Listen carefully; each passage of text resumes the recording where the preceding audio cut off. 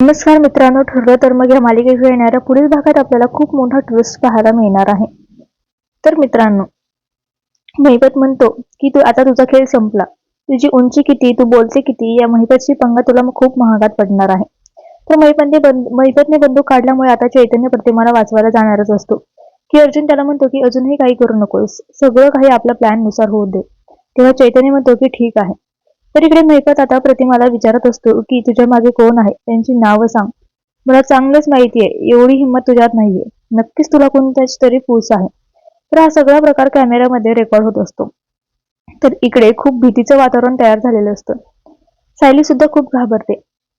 तर इकडे महिपत आता प्रतिमावर जो आहे ते गोळी चालवणार असतं की अर्जुन आता जंगलात मोठी गोळी चालवतो. महिपतचं दुर्लक्ष होतं आणि त्या संधीचा फायदा घेत प्रतिमा तिथून पळून जाते. तर महिपतच्या मागावर जातो. पळू पळू किती लांब जाशील ग. तू लगेच महिपतला पकडण्यासाठी अर्जुन आणि सायली सुद्धा झाडावरून खाली उतरतात. तर मित्रांनो, आता महिपतचं सत्य आता लवकरच